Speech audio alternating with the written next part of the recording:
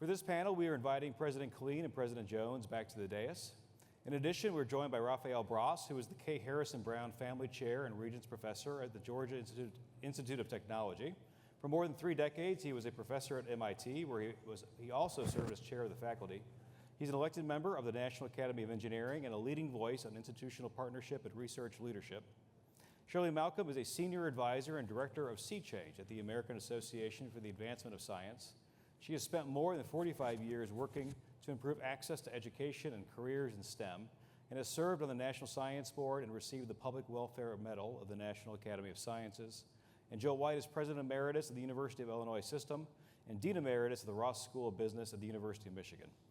He has decades of experience in leadership, governance, and higher education, and is the author of The Nature of Leadership. It is quite a panel, lots of experience here for us to learn from.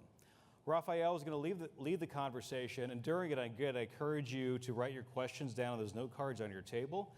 When you have your questions, just hold them up and we'll grab them and feed them into the moderator. So, Rafael, over to you. There we go. Good afternoon. Hopefully you can hear me well and you're still awake. Right? Good, good. Well, I just want to say one thing relative to the panelists. I want to talk about Shirley Malcom. I met her, she wouldn't remember, but 35 years ago or something like that. If there's a champion of minorities and women, that's her. She's been recognized with 19 honorary degrees, something to dream of, I would say, and has been a trustee of institutions like Morgan State and Caltech. So I just wanted to mention that relative to Shirley. I also want to take the opportunity to thank Tim for a wonderful day. It's really been great. And Jason for an incredible effort of organization. Very, very much appreciated by me and I'm sure everybody. Chancellor Jones, President Jones, Chancellor President Jones. Your talk this morning was fantastic. I really, truly learned a lot about you. And listening to your ideas and comments. I have one particular thing that I have to mention that I really like. You said that seasoned leadership still has a chance. Thank you. I tried to do my part. We're the same age, so I follow you. Very good. Summary, a quick summary. What we've heard today. Some themes. Listen, really listen. Change. We must change. I think everybody have heard, and I think everybody agrees that change is needed. Partnerships of all types. And relative to leadership, I would call it change leadership.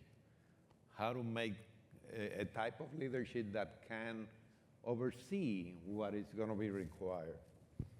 On trust, we heard from the President Jones rising costs and debt of students, the elitism component, and the failure to deal with a rapid rate of change.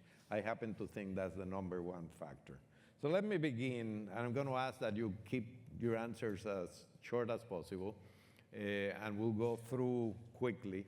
And my purpose is to try through their comments to define how the institution of the future may look. Now, somebody told me, you'll have no problem with this panel. They'll just talk. And they are so seasoned that I'm sure that will be the case. So there was a graph that President Jones showed, and I'm the second one to react to that. In there, 47% of people in the state of Washington do not think that there's anything that the University of Washington could do to provide them value. To me, that was the number. That was truly the number that struck me the most. That's not about elitism. That's something else. What is that else? Who wants to begin? Shirley, you want to begin? Can you speculate on what that may be? I'd prefer not to lead. Because that's a tough one. It is a tough one. I have much of the same experience as Robert. I grew up in Birmingham, Alabama in the 1950s and 60s. I never doubted that university was important. It was a part of the dinner conversation. It was a part of the breakfast conversation. It was a part of the conversation at school. It was a part of the conversation at church. It was a part of, everywhere you went, it was part of the conversation. And that's what we aspired to. So the question is, how did we get to this? I think that in part, it is because we haven't really reflected on how we move ahead. And we haven't really reflected on the importance of creating the future. When you're growing up in a totally segregated society, you know that if you don't get the right skills and training and preparation, that you're not going to get out of there. And that the world is not going to be a very welcoming and safe place for you. But if you haven't encountered that kind of direct challenge to personhood, sometimes you become complacent in thinking that everything will kind of fall into place, and and that college just doesn't have the same kind of meaning. For us, it was liberation. That's a good point, yeah. And I think that this notion of the future and imagining in a future without that, for me, it's impossible. Yeah. Is that sense, you said something quite important, complacency. I had a conversation with somebody earlier on the table, and the comment was, I was the first to go to university, but my parents now question whether the university did me any good. And I've heard that before many times. Joseph, how you do? Yeah, so of course I was also struck by that. Almost half of the population thinks there's nothing you can do to win their trust. I think there are three fundamental causes of the lower trust today in universities. The first one we can't do much about. We're living in a populist era when there is dislike of elites and skepticism about experts. And that's in the environment, and we don't control the environment. I think we could help ourselves a little bit by talking in less elite ways, being more practical, being more commonsensical, not using language that alienates people, but that's in the environment. We can't do much about it. The second thing is that our financial value proposition has eroded. Our costs are up. The returns on education are still attractive, but they've flattened compared to what they were. But fortunately, we're doing a lot about that. The Chancellor in his wonderful talk and in his wonderful actions at Illinois did a lot to make tuition more affordable or to even make it go away. But more has to be done. I'm from Kalamazoo, Michigan, the home of the Kalamazoo Promise.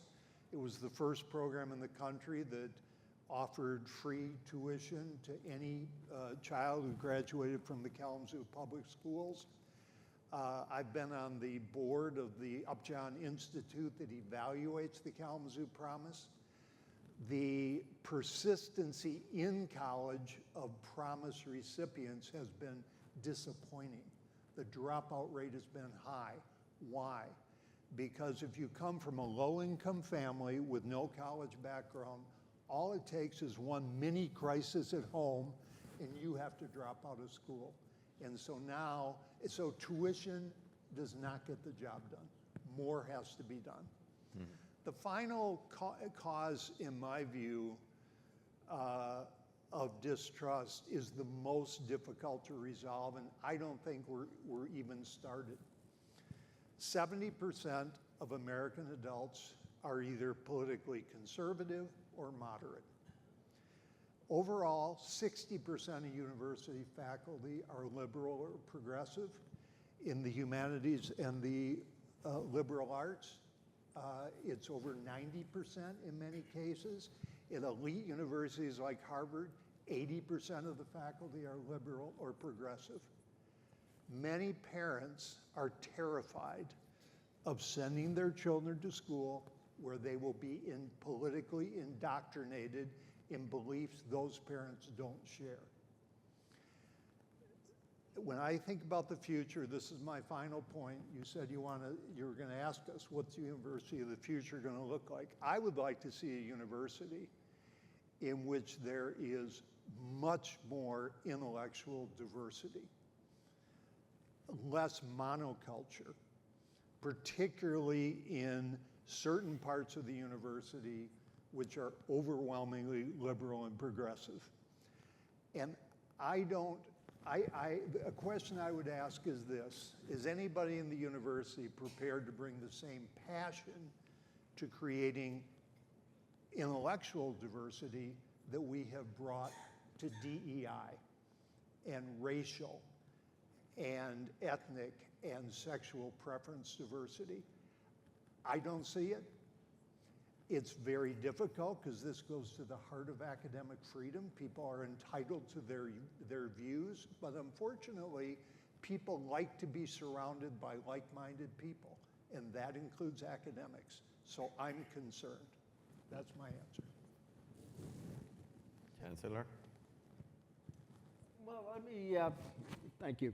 I'm going to just deal briefly with the question you posed specifically about that one slide that was quite disappointing and create a great sense of urgency, for me to move decisively and quickly and to build a coalition of the willing around this notion that we need to really think about how we reestablish that historical contract or social contract that really has transformed the higher education system in this nation, the research and innovation system that has really made us the envy of the world. And, it goes back, a lot of this happened through the Apollo space programs where microelectronics were born and expanded. It goes on to what we did in biology and being able to genetically transform plants to do specific things that you can't do using traditional plant breeding. You roll the clock forward to the work that Norman Borlaug did in plant breeding to feed the world. And in many ways, we're in this social contract between universities and the federal government is at the absolute core of everything I tried to emphasize today. And you rolled that forward to contemporary issues where universities now have the ability, the scholars have the ability to change almost everything in research and innovation because of AI technology. We have the Institute for Protein Design that is really enabling a lot of the work that we're doing on how vaccines are developed and how they're deployed, how medications and treatments for diseases is going to be based on an AI model. We've already been doing it quite a while at the University of Illinois, Urbana-Champaign, through this thing called the Molecule Maker, where we string 250 different drug combinations for cancer on a regular basis. So all I'm saying is that technology is changing everything. The ecosystem for higher education has changed. But more to your point about that slide, I think what's in that slide does not just reflect the University of Washington. It reflects a broader issue, because what I'm going to say may make you fall off your chair. I know it did for me. When I asked a fundamental question after growing the enrollment at the University of Illinois, Urbana-Champaign, by 25% in 9 years, I just knew these folks had an aggressive growth plan for undergraduate education. And they did not have one because of some structural issues that makes it difficult for individual colleges to enroll more students. That's one factor, but underlying that, when I asked the question about what was the college going rate, I was so disappointed to find at the state of Washington is 35th in the nation for college going rate. So when you identify these problems, you got to dig down and try to find the underlying cause. And I submit to you that is now trickling up in terms of how the public perceive. Because if that level of disengagement, as you heard today several times from Ruth Watkins and others, that is really troubling. That a place as affluent as the state of Washington is, particularly on the west side of the Cascade Mountains, I can't get my mind around that. Why would there be such a low-going college population in a very affluent state? I just don't fundamentally understand it.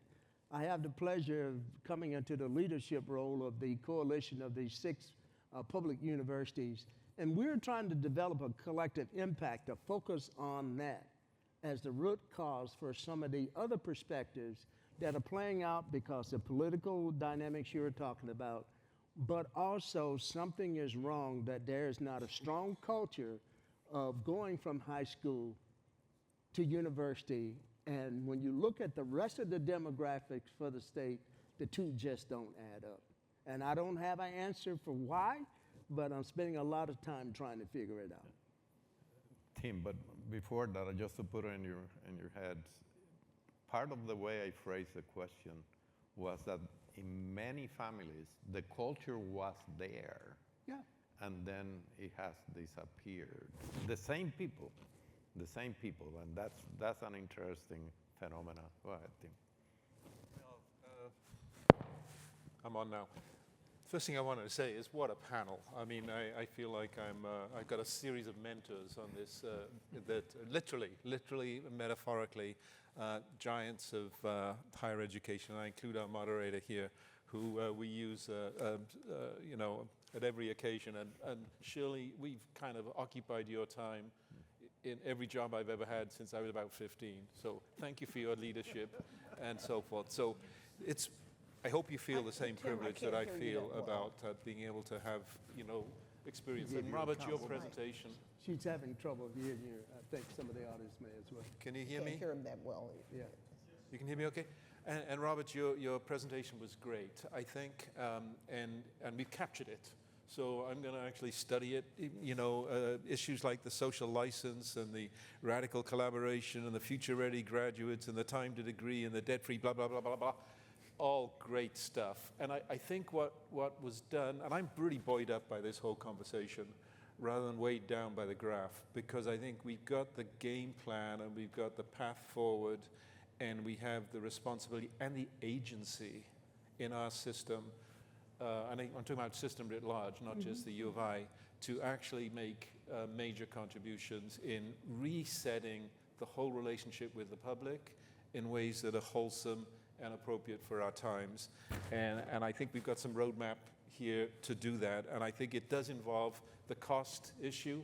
It does involve showing up in communities, which was brought out lots of time. It does involve tangible outcomes in career and learning. And it involves radical partnerships or radical collaboration. I would add the word generous. I think we've got to be generous in our collaboration. And we've got to be international in outlook. And genuine. And genuine and generous. And yes, we do need to reimagine the, Shirley, you're going to stop me in my tracks. I think that we need to pull apart some of the statistics on this. Have you noticed that the problem with college going is more with males than with females? You bet. Oh, yeah. Okay, there are more women and they're doing better. And trending that way. Okay, now why? They're smarter. They're working harder, Smarter. largely because they know that nobody's going to give them anything, and they're going to have to come in with the credentials that they need.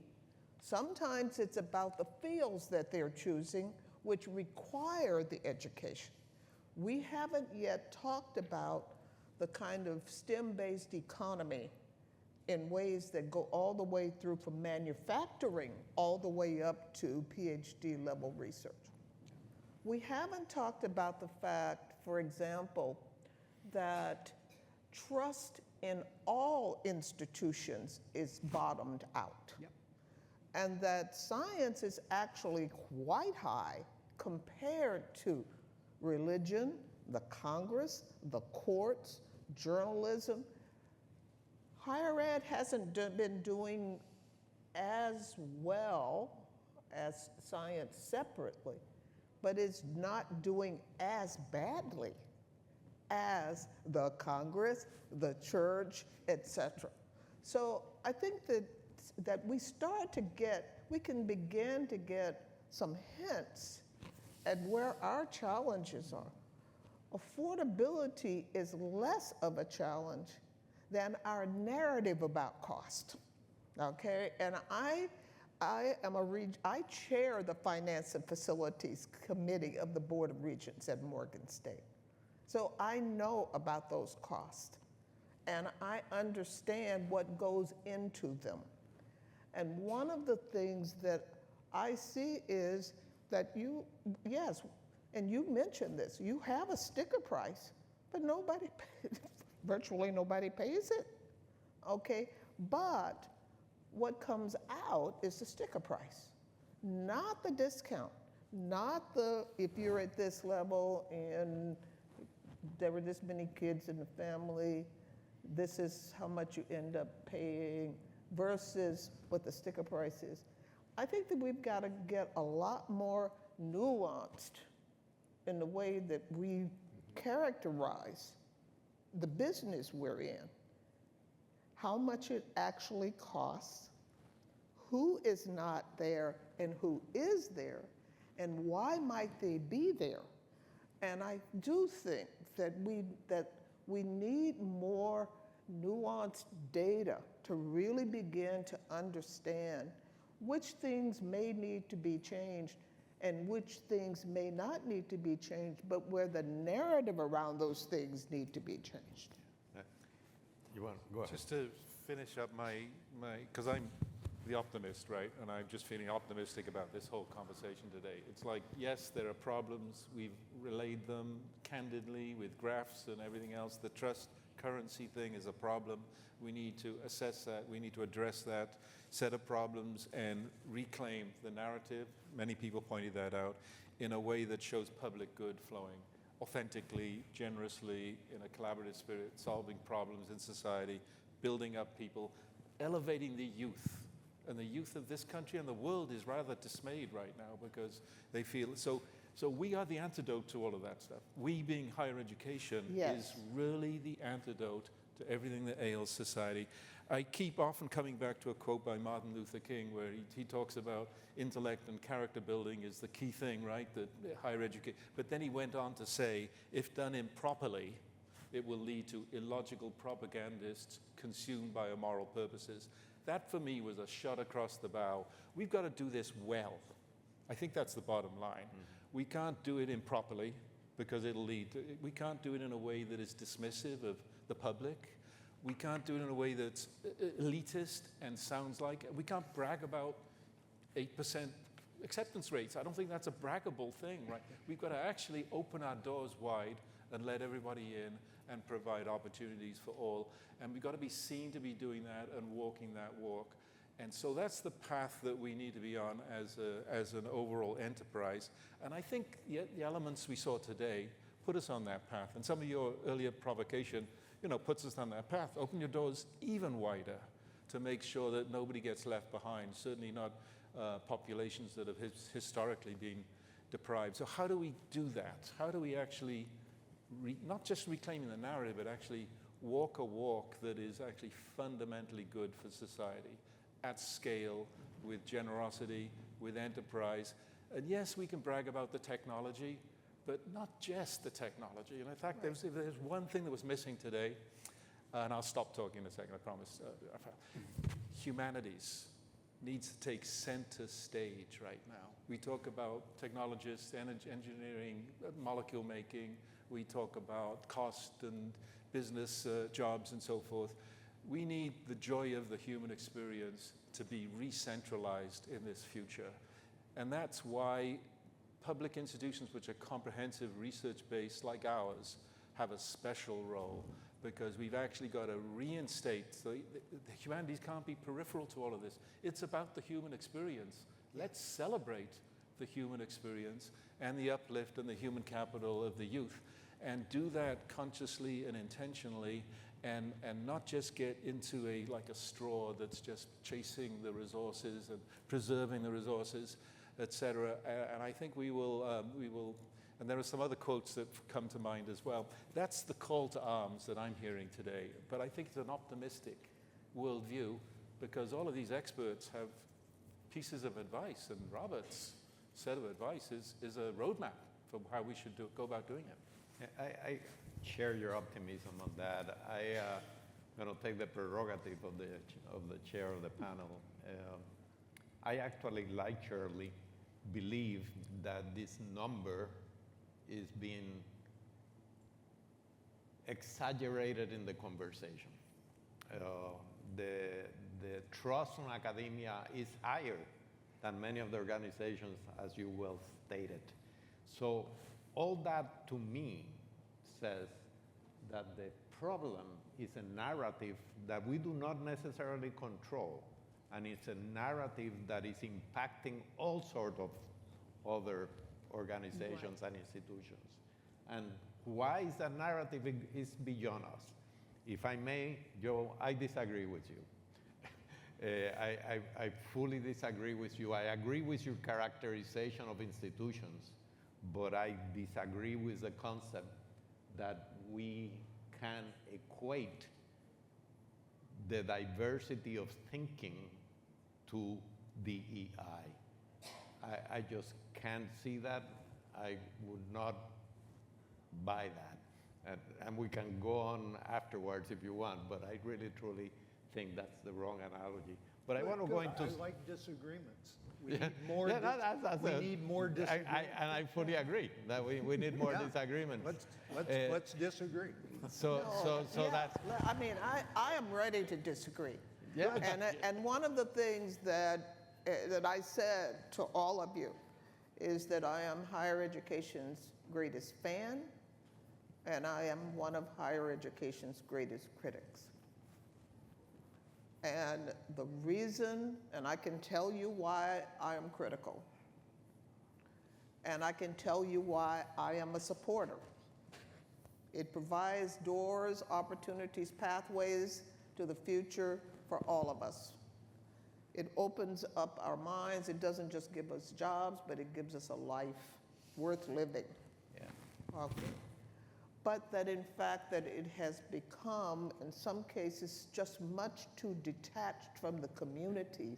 In many cases, the community that it's sitting in the middle of. So it's not necessarily solving the problems of the people who are around them. It's not bringing those people in. It's the porosity is just not there. That is actually needed. No, I fully agree with that. I mean, fully and agree with that. Again, my point of disagreement, and I agree that we should speak about those things, about the statement about diversity of, let's say, of political persuasion. I just simply do not deny that imbalance occurs, but the solution I disagree with. the problem is that the way that higher education in general has practiced so-called DEI is very pro forma. And it hasn't been... It is not in the sense of embedding it in the structures. Correct. Making the kinds of improvements, not trying to fix those of us who come in who are different, but basically fixing the system in ways that we are welcomed, accepted, and expected to do well. What academic institutions need is tolerance, which I think addresses some of your issues. The ability to have conversations like these ones openly on any side.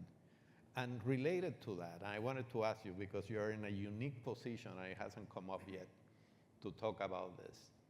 A lot of what happens in academic institutions is governed by the structure of trustees and regents and so on.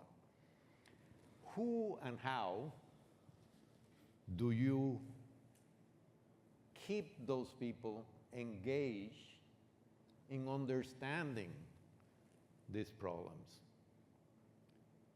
I'm not sure that that's always the case.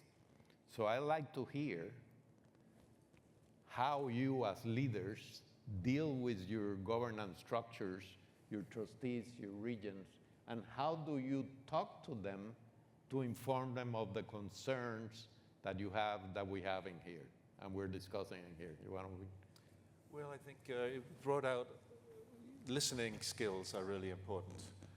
Trustees may have particular interests and particular experiences that they want to, see move into the future or not move into the future. And hearing them and engaging with them is as important as telling them what your concerns are. Now, governance and management are different things, so I think there should be a bit of a bright line, and Robert and I were talking about this at lunch, between governance and management, and the role of the managers is to manage, and the role of the governance experts is to choose the presidents and to make sure that everything's being done well, good stewardship and accountability. So I think it's a dialogue, and that dialogue is going to be in society, it's going to be dynamic. Just like Joe's pointing out, there's a lot of dynamism in these conversations that has to be embraced in a university setting with no sort of litmus tests that say, well, that. Unless it's scientific truth. I mean, I think we've got to put our foot down on what is really true, and to recognize that mischaracterization, needs to be. We're seekers of the truth, and we need to be seen as seekers of the truth, and that has to inform these conversations. Now, that's not political truth. That's environmental, energy, humanities. And I think that's part of the dialogue that's there. But it's healthy, and it changes over time, too. A new board member comes in, and you're off to another family of races often. And we've experienced that, I think, in all of our different settings. But it's an important dialogue because they are, in our case, they're political appointees, and they are bipartisan in nature. So they are representing the people of our state. And you have to respect that perspective. But those dialogues have to be open, authentic, generous, and not confrontational, I don't think, because learning has to occur at all levels, all the way up through the governance structures. That's my Robert? Well, let me start by saying I think this is perhaps one of the biggest structural challenges we face in higher education. Particularly what I've seen evolve or devolve in the last 20 years, and seeing how that exponentially has increased in the last 10. And that is a fundamental misunderstanding of what is the role of boards. And I asked this fundamental question, and as I was interviewing at UW, we'd had a long, almost a day and a half of them asking me questions, and they finally asked me, do you have a question for us? And as I was telling Tim over lunch and Shirley, I somehow or another, maybe it's because, as I said earlier, I wasn't really looking for a job, so what did I have to lose? I asked the fundamental question of the board, and I am in hard a little bit because I didn't want to be disrespectful, but I asked the fundamental question, do you understand the difference between governance of a university and management of the university? Because I needed to know that answer sincerely. Because if their answer didn't align with what the outgoing president, Anamari Kasey, said to me, that I wouldn't be sitting here as the 34th president of the University of Washington. I absolutely would not be here because I've seen over the last decade of my career far too many occasions where boards have lost their way. They've lost their way. Shirley and I were talking about this. We need to send many of them through AGB's Board Governance 101 because they have lost their fundamental way. There seems to be nothing that they're not willing to reach into, even though by delegation of authority in other documents, that responsibility has been delegated to the president or the CEO of the institution, whether he or she or a president or a chancellor. There's been far too many cases, far too many willingness Yes. to step beyond their governance responsibility into day-to-day operations. And I can tell you, and this has not come up today, and I apologize for bringing it up. Since the House settlement last July, that has increased exponentially. Yeah. Where boards are getting too much involved in the future of intercollegiate athletics and trying to dictate what presidents and chancellors do in that space. That's the most recent example of the fundamental slippery slope that we're on. As a trustee, I want to agree with him totally. We need to stay in our lanes. And that's one of the things that we had a conversation about. Where is the lane? The lane is we don't try to run the institution. We basically have the fiduciary responsibility for essentially the future of this institution, which means that we articulate clear policies, we affirm the visions that has been put forward that we share with the chief executive. We don't try to get into the management of the institution. And I see in too many cases, boards trying to negotiate with the administration or with others to try to I don't know why, okay, but things that are just totally inappropriate that in fact just bring about total confusion. I think they just need to read Joe White's book. That's what I think is. Joe? Joe, come on. Yeah. So just two comments about boards. The first one is that the makeup of the board has a huge effect Yes. on the experience of the president. I reported to a board appointed by Rob Blagojevich. There were some good people, but it was very, very difficult, reflecting the Blagojevich administration difficulties with corruption. The second point I'll make is, I think, different than anything that's been said here, and that is, unfortunately, I think that private universities have a huge comparative advantage when it comes to governance compared to public universities. I served on the Georgetown University board, one of my alma maters. It's a love fest. It's a love fest most of the time between the board and the president. I have to tell you, in the years I was at the University of Michigan and at Illinois, I never saw a standing ovation for the president when he walked in. I saw it multiple times at Georgetown. Public university boards, ideally, Tim, it's exactly what you said. The board members should be the voice of the public to the university, and that's a good thing. But politics enters in. Often these are not experienced board members, and therefore they don't know the difference between, the stay in your lane, the difference between governance and management. So it can be hard. I am pro-public universities because we educate at scale the way the nation needs. Unfortunately, I do see a growing comparative advantage between the wealthiest privates and the best publics, and governance is part of it. Well, I have both public and private university board experience. And you can have those kinds of challenges with private boards, especially if the private boards do not include people who come from higher education. Because in many cases where they come from, the corporate sector or legal or business or what have you, there are a lot of things about higher education that they do not understand. And so they want to apply corporate strategies and solutions when they really need to look more deeply at the kind of overall structure and needs of a higher education institution. Robert, you want to add that? No, after self-reflection, I'm going to pass on the comment I was going to make. So that's what you grow into after decades. You just be quiet for a moment and then reflect. To be quiet and then stay quiet. Let me add an I don't mind being observation. self-critical. An observation on boards lately. One thing I have observed in interacting with several institutions and members of the boards of those institutions, both private and public, is that they cannot keep up with some of the many changes that are hitting us now. You know, in the last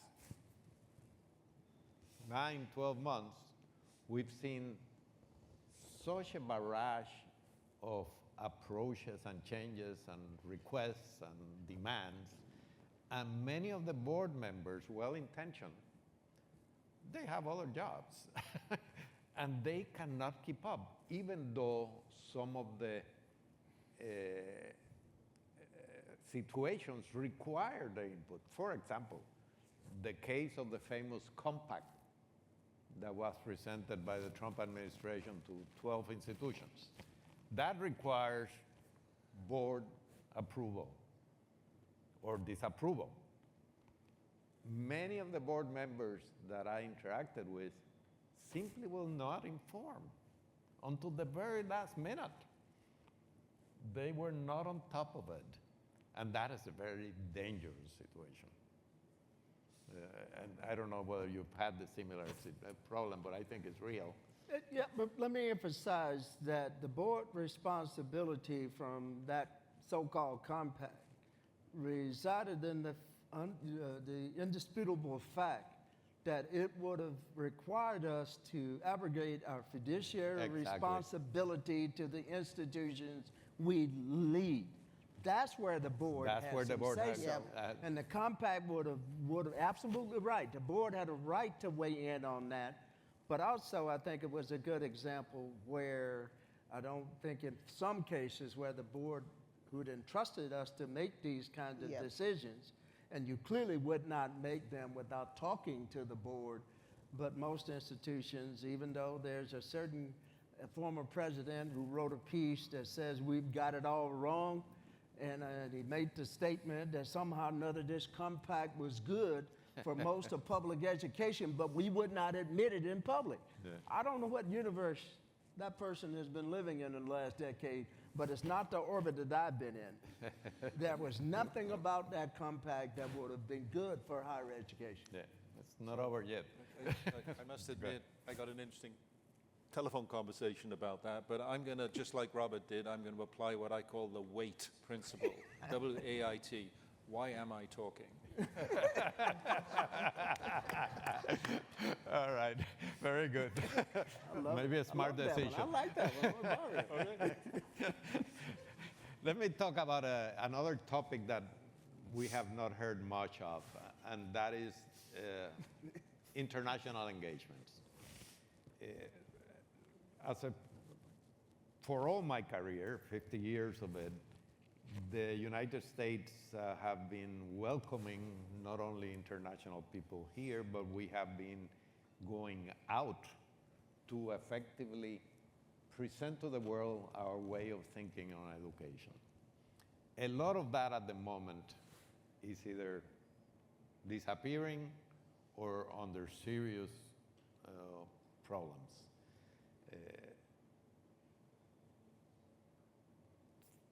Are we ever going to get back to that, or should we? You know, as a background, China, this is a number that blew my mind. North of 85% of all submissions to a US-based chemical, high-quality journal come from China. And right now, a large portion of the most cited, not the number of articles, the most cited papers in practically almost any field are Chinese.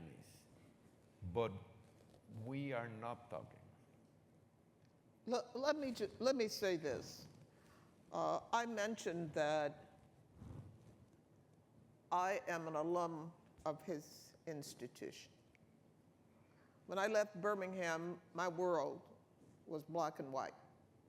That was the shape of how I had to interpret all of the kind of political everything else.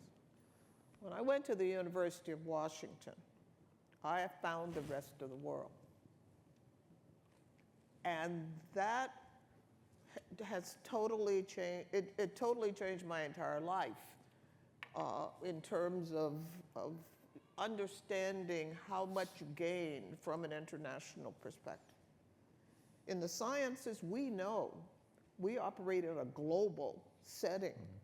And when we deny entrance of people from various parts of the world, we're actually denying ourselves the opportunity to engage with, benefit from, and participate in this global enterprise. And that is, it is so discouraging in so many ways. It's not just who we will let it come in. It is, are we making ourselves a place where people don't want to be? Exactly. And that's the part I worry about. I think that as soon as the political winds shift or somebody makes a deal with somebody else, that you will have more flow coming in. You could have more flow coming in. What I worry about is, would people choose to come in? That's the point. If you have turned the ground in such a way that you have introduced poisons into the way that people might interpret the kind of response that they would get coming into the country, that's what I worry about. Yeah, Fred. Anybody wants to add to that? I'll just say briefly of the many things I tried to frame today, this is the piece that troubles me the most, because I know fundamentally, having becoming an internationalist, if there's such a term, ever since I made my first trip to Mexico when I started Minnesota in 1978, I made my first global trip down to El Baton, Mexico, to work with a guy named Norman Borlaug, who ultimately won the World Food Prize for moving genes to improve plants and feeding people around the world, particularly improving maize or corn and wheat. And that's the kind of ecosystem that I think is part of what I kept saying over and over again. That is at the absolute core of the social contract that the American universities have had with the federal government for the last 85 to 100 years. And with the visa revocations that we saw not quite a year ago, but it was one of the things that happened, and no one called to tell the student that their visas had been revocated. We had to go on the CVIS system every day for the whole time period that this was underway to find out if some of our students were on that list and to inform those students. That was very problematic, and I think that lawsuit, they finally lost that lawsuit as well in the last few days in terms of that was illegal, should not have been done in the way that it was being done. But you got to think about the possibility of long-term impact and these decisions that may seem to be somewhat benign and not long-lasting, in isolation, but when you stack them all together, it sends a very strong message to external potential partners, to people that used to beat a path to our doors because we had the most amazing compact and partnership that led to the university, the higher education system, the research and innovation system to be second to none. And that's why we've had a very large influx of students from around the world who beat a path to our door because they know that they could get an amazing education and that they could basically stay in this country and help drive the innovation ecosystem. My biggest concern, as was said earlier, using the China example, things have fundamentally changed. While we currently sit in an environment, students now have other options. They can go back to China.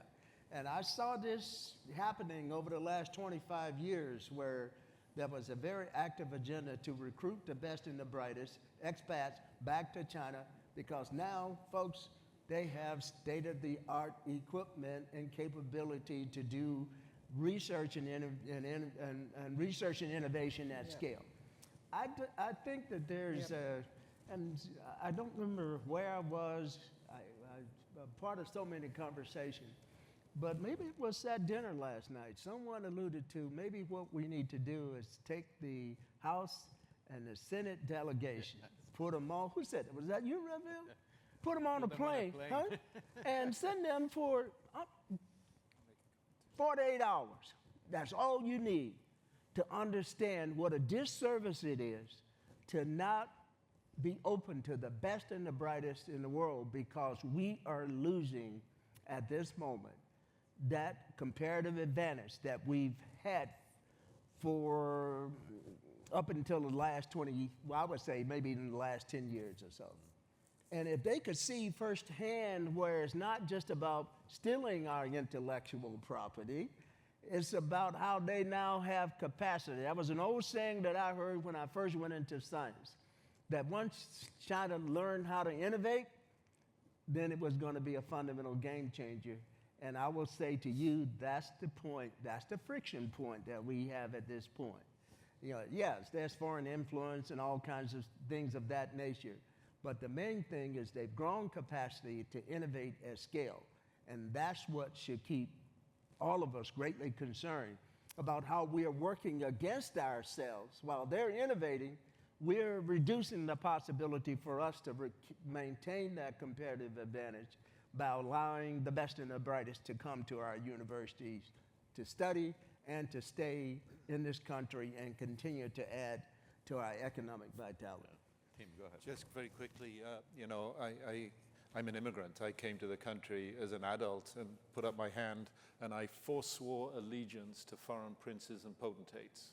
I did that in my 20s. And so I'm a fully fledged believer in this country. It's 4.5% of the world's population, the United States. It has to live off its wits. We can't compete in terms of total number of population, you know, total number of human beings. There are more human beings elsewhere, and they're just as smart as we have here. So we need to engage, and with globalization fraying at the edges, with trade and tariff boundaries, I'm a strong believer, and I've spoken on your podcast about intellectual globalization being an absolute requirement to move forward. If you just think about Earth systems and the planetary systems that support human life, that's a global problem. We have to collaborate in this radical, generous spirit that we've been talking about internationally on solving problems, because they're problems for humanity, not just for our 4.5% of the world's population. So I agree with everything my colleague said as well. There's only 5 minutes left. Any questions that anybody has or have submitted? Go ahead. I was just writing it down. I actually want to revisit Joe's point about the divide between the conservative or moderate populace and the reality, perception, and some reality of the presence of liberalism within our universities. I happen to think of. Thank you so much. I happen to think that the presence is well come by, in part because of many of the points that have been made of people's first experience often being in this new space and being in community with people who are different from them shifts many of us toward an understanding and a place of more tolerance. But if you're not in that space, how do we get you into that space? So what responsibility, if any, does the University of the Future have to be a place that those who don't see themselves as belonging, if that is because they are conservative or moderate, what responsibility do we have to create a space that they feel is welcoming to them?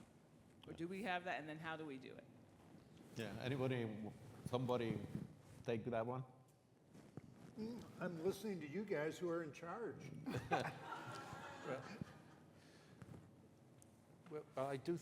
Can I just? Yeah, yes, Yeah, please. I do think we have to address that problem, and I do think we have to do it in a way that opens up the intellectual space for discomforting conversations as needed, and authentic conversations, and just as we talk about belonging and welcoming, we need to make sure that people feel that way of political persuasions that cover the gamut. And it's unfortunate that we've arrived at this situation where there's maybe at a minimum of perception, maybe a reality that there is sort of almost dogmatic bias inherent in what we're doing. So I do think we have to address the problem, as truth seekers and as open doors and listeners, good listeners. I do think it's one of the factors that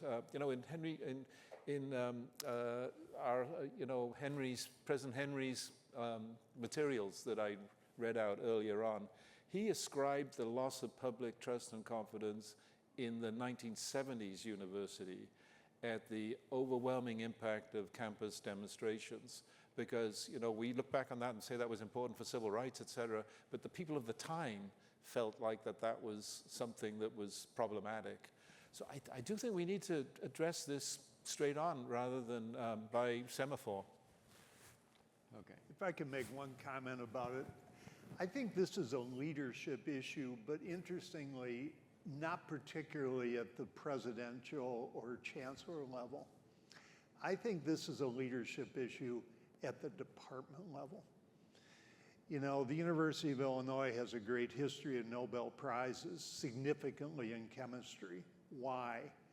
Because we had some great department chairs who for decades were dedicated to building excellence within the department. So this has to do with composition of the faculty. That's not decided by the chancellor or the president. That's a very local issue. And I think that this is a matter for department chairs and senior faculty to honestly really examine their intellectual consciences and say, do we have a proper range of points of view? Just like we ask questions about, do we have a proper range of research methodologies represented within our department? So I think this is a leadership issue at the local level within the university. We probably have. Except Go ahead. it does come to the top in the following way. If, in fact, what you incentivize is what you get. Incentives and the nature of incentives goes all the way up. And you have to make sure that they are positioned to allow the kind of range of talent, perspectives, viewpoints, contributions, et cetera, that it actually takes to manage a discipline and a department, not just one set of metrics for everybody. One last question. I'm going to ask you to be very, very short because, Shirley, you have to go to the airport. and it's an interesting question. Looking back, and I would say in the last couple of years, They said 10 years, but I'm going to say last couple of years. What would you say about the way higher education has responded to the moment? And if you can just say good, bad, neutral. How many years did you say? 2 years. 2? Our own institution or Whatever. just It talks about higher education, you know. the enterprise, poorly, our institution, pretty damn good. Okay. Robert? Sorry. 2 years, huh? You couldn't give us a broader runway than that? Well, you know, the law of averages is not Well, good let me- here. Well, again, I'm going to do the political thing. You asked one thing, but I'm going to answer something differently. Let's just say there's a lot of work to be done. There's a lot of work to be done. So I won't say it's poor. I won't say it's good. Let's just say we're still a work in progress, and there's a great sense of urgency that I tried to highlight in my comments today. I think you're right on track. Joe? So I think there are higher ed leaders. To my right are two of them who I think have done an outstanding job in really facing up to the challenges of declining public trust and taking actions to build that trust. And I commend both of you for what you did. Having said that, we saw three university presidents from highly prestigious universities testifying before Congress. Yes, they were trapped by Republicans who were on a mission, but they fell into the trap I agree. and reinforced the image of elitism and out-of-touchism and inability Out of to touch. speak a common language. There's been a lot of failure, and we all pay the price when it happens. Absolutely. Shirley? Having to play too much defense and not enough offense, and weak game plans. When you go to the Congress, I've testified a number of times, when you go to the Congress, you don't go with the word salad that your lawyers give you. Right. You go with the stories that your students, that your departments, that your faculty actually have produced for you. Ever since that moment that you described, we've been on the defensive. It's been an incredible harm from it. So with that, I think we end. But and Tim is going to say a few words, I believe. But I was going to say, nobody said that the future leadership is going to be resolved easily enough with new technology if we can just clone Robert Jones. Thank you so much.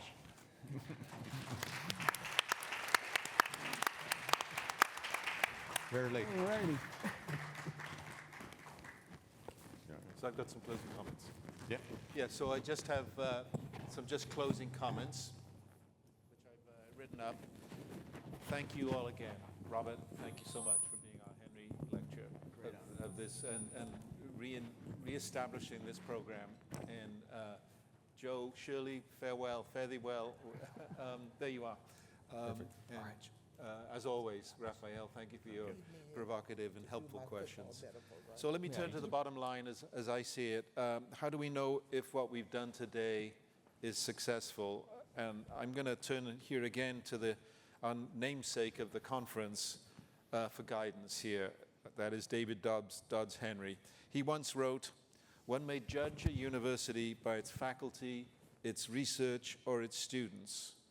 But the best measure is the quality and character of its alumni, as reflected in their professional achievement, in their citizen service, in the way they live, and in the values by which they live." Those are good words, I think, for us all to think through as we think about how we can demonstrate success. Yes, enrollment numbers, yes, debt, et cetera, but the quality of our alumni and the values that they live and the service to citizenry. And so he's talking about outcomes, the real impacts we as higher education have on the world around us. Impact is really important, positive impact, through our graduates, but also through so much more that we do and should be doing. With that in mind, closing the day's session with that discussion on the power of partnership, which Robert emphasized significantly, feels right to me.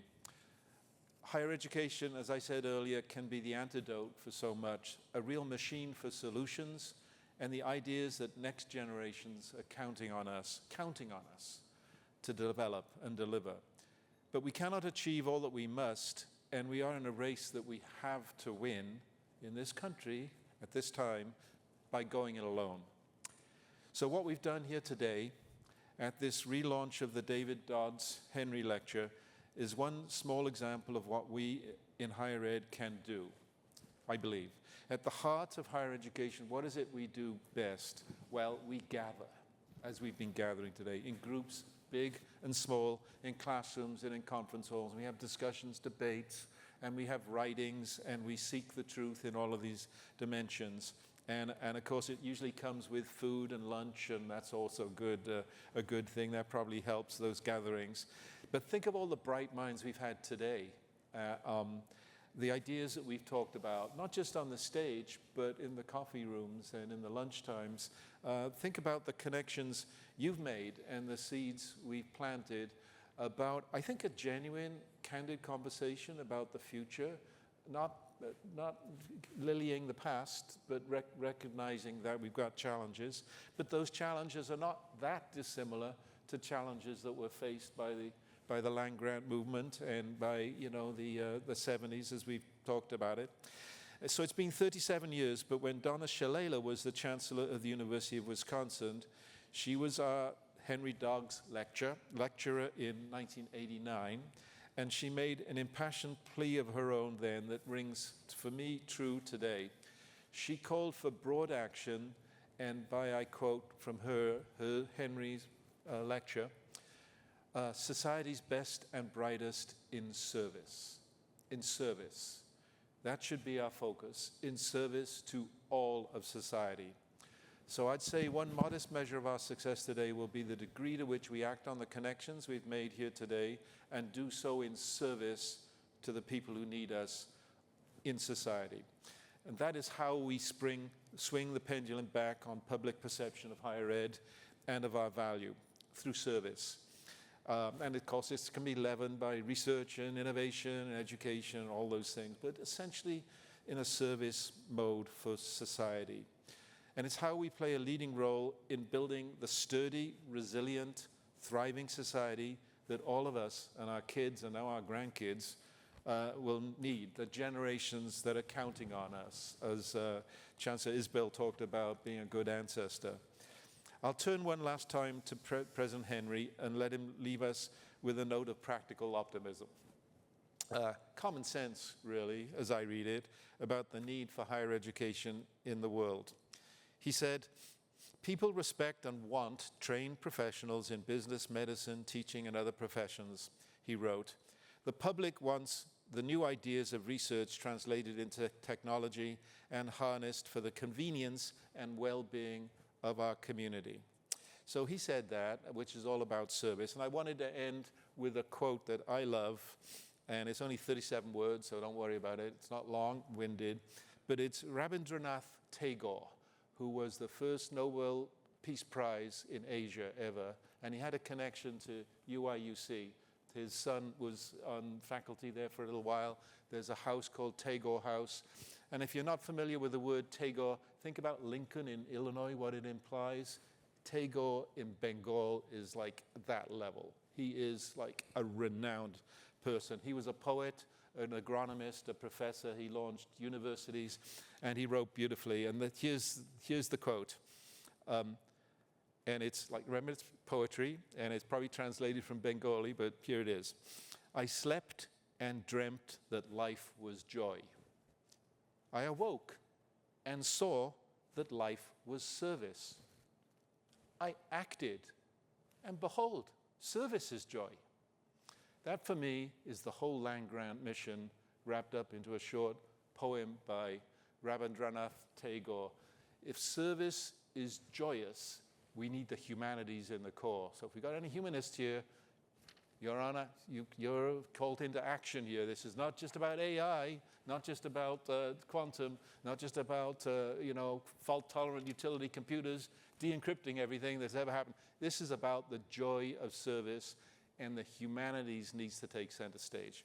So with that, thank you so much for being part of this, and thank you for the everything. Thank you, leaders and shakers. Yeah.